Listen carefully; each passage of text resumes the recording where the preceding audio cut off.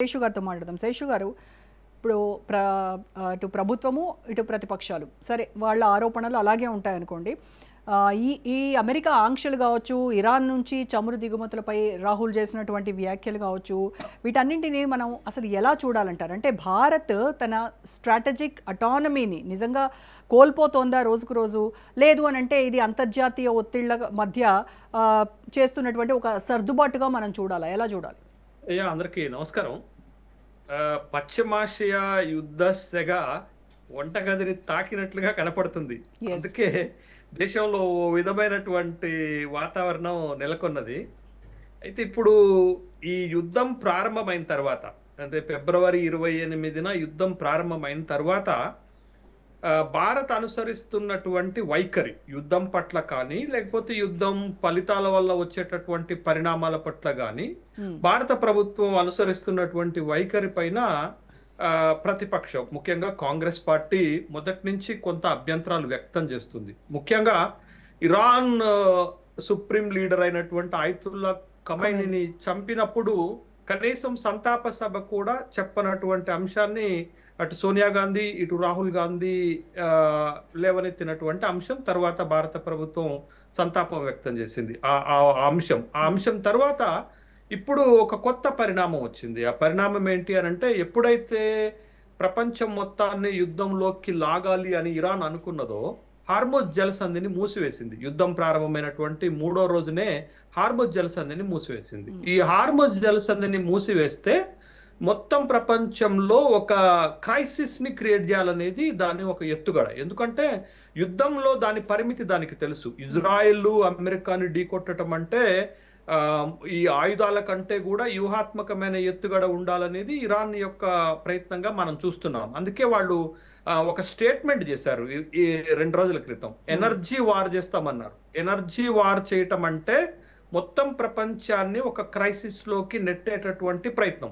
అంటే ఇరాన్ మీద దాడి చేసే సమస్య ప్రపంచ సమస్యగా మారిస్తే అది ఇరాన్ తనకు ఒక రక్షణ కవచంగా మార్చుకుంటది. ఆ ఎత్తుగడతోటే వీళ్ళు చేసింది హార్ముజ్ జలసంధిని మూసివేశారు. దాంతో ఏమైంది, ఇప్పుడు మొత్తం ప్రపంచవ్యాప్తంగాతో పాటు ఈ ఈ పెట్రోలియం ప్రోడక్ట్స్ పైన డిపెండ్ అయ్యేటటువంటి దేశాల్లో సమస్య ఏర్పడింది. ముఖ్యంగా భారత్ వచ్చేసరికి మనం 62% గ్యాస్ ని మనం ఇతర దేశాల నుంచే దిగుమతి చేసుకుంటాం. ఒక సౌదీ అరేబియా నుండే మనం దిగుమతి చేసుకునేది 85 to 90% దిగుమతి చేసుకుంటాం. ఈ హార్ముజ్ జలసంధిని మూసివేసేసరకు మన దగ్గర ఆ సమస్య ప్రారంభమైంది. మొదట ఏం ప్రారంభమైంది, ఈ గ్యాస్ కొరత ప్రారంభమైంది. తరువాత ఏమైంది, గ్యాస్ ధర పెరిగింది. తరువాత ఏమైంది, ఈ కొరతని తట్టుకోవటానికి ప్రభుత్వము ఈ గ్యాస్ సిలిండర్ బుకింగ్ సమయాన్ని 15 రోజుల నుంచి 21 రోజుకి, 21 రోజు నుంచి 25 రోజులకి పెంచింది. ఇప్పుడు రూరల్ ఏరియాకి దానికి 45 డేస్ కి ఎక్స్టెండ్ చేసింది. ఈ క్రైసిస్ మేనేజ్మెంట్ లో వాళ్ళు చేస్తున్నటువంటి ఆ ప్రయత్నంగా మనం చూడాల్సినటువంటి అంశంగా ఉంది. అయితే ఇది ఒక గ్యాస్ కు మాత్రమే పరిమితం అవుతుందా అంటే, not only gas, that extend to the, ఇప్పుడు అది ఎక్స్టెండ్ అవబోతుంది. ఎక్కడికి ఎక్స్టెండ్ అవుతుందంటే పెట్రోలియం, డీజిల్ కి ఎక్స్టెండ్ అవుతుంది. తర్వాత వంట నూనెలకు ఎక్స్టెండ్ అవుతుంది. తర్వాత పప్పు దినుసులకు కూడా ఎక్స్టెండ్ అవుతుంది. ఈ పరిణామాన్ని మనం ముందుగానే అంచనా వేసుకొని దానికి తగ్గటువంటి ప్రయత్నాలు చేయాలి. ఆ ప్రయత్నాల్లో భాగంగా నిన్న జరిగినటువంటి ఒక ఇన్సిడెంట్ ఏంటి అని అంటే, అంతర్జాతీయ ఇంధన సంస్థ IEA అనేటటువంటి సంస్థ ఈ అత్యవసరమైనటువంటి ఈ ఇంధన నిల్వలను 40 కోట్ల ఇంధన నిల్వలను రిలీజ్ చేసింది తట్టుకోవడానికి. ఇది ప్రపంచవ్యాప్తంగా జరుగుతున్నటువంటి ఒక ప్రయత్నం.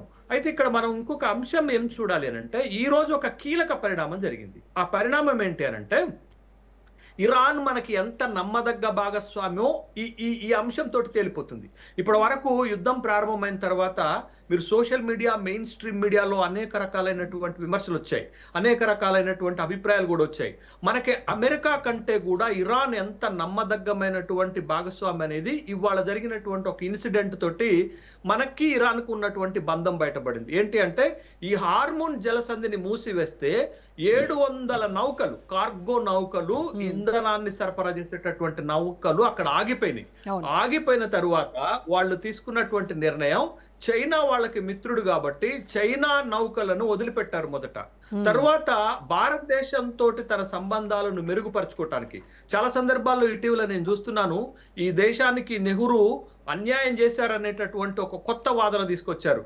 కానీ నెహ్రూ ఈ దేశాన్ని అంతర్జాతీయంగా విదేశీ విధానంలో ఎంత బలోపేతం చేశాడనే సంఘటన ఈ రోజు జరిగింది. ఎందుకు జరిగింది అని అంటే, నాడు నెహ్రూ వేసినటువంటి బాటల్లో, ఇందిరాగాంధీ వేసినటువంటి బాటల్లో ఇవాళ మోడీ నేర్పుతున్నటువంటి రిలేషన్స్ లో భాగానే ఇవాళ ఇరాన్ ఏం చేసిందంటే, హార్మోజ్ జలసంధి ద్వారా భారత్ నౌకలకు ప్రత్యేకమైనటువంటి అనుమతి ఇచ్చింది.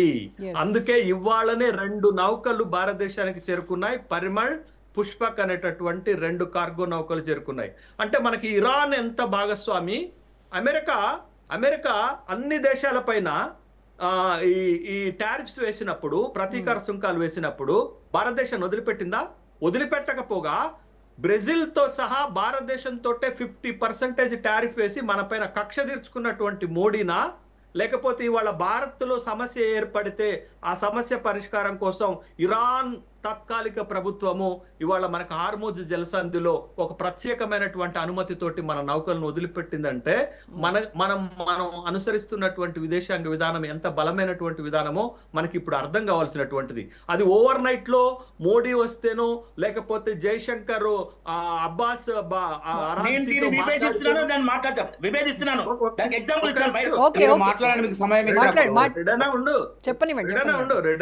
వాస్తవాలు మాట్లాడుకోవాలి. మీరు బీజేపీ అయినా కాంగ్రెస్ అయినా ఇంకోటి వాస్తవాలే మాట్లాడుకోవాలి. అబ్బాస్ అరాజీ తోటి జయశంకర్ మాట్లాడినటువంటి ఒక్క రోజులోనే హార్మోజ్ జలసంధిని ఓపెన్ చేయలే. భారత్ గత కొంతకాలంగా దశాబ్దాలుగా అనుసరించినటువంటి వైఖరే ఇవాళ భారత్ని కాపాడుతుంది అనేటటువంటి విషయాన్ని మనం గమనించాలా. కాబట్టి అట్లా మీరు ఒప్పుకోకపోతే నేనేం చేయాలా? రెడ్డేనా ఒక్క నిమిషం ఉండు. అది భారతదేశం అనుసరించినటువంటి అలీన విధానం కావచ్చు, భారతదేశం ఇతర దేశాలతో జరిపినటువంటి దౌత్యం కావచ్చు, ప్రత్యేకించి ఇరాన్ తోటి మనం నేర్పినటువంటి సంబంధాల విషయంలో కావచ్చు, ఇవాళ మనకు ఆ ఫెసిలిటీ ఇరాన్ ఇచ్చిందా లేదా అనేటటువంటిది వాస్తవం కళ్ళ ముందు కనపడుతుంది కదా. బట్ ఆ కళ్ళ ముందు కనపడుతున్నటువంటి వాస్తవాన్ని కూడా మనం వాళ్ళు ఒప్పుకొని తీరాల్సినటువంటి అంశం ఉంది.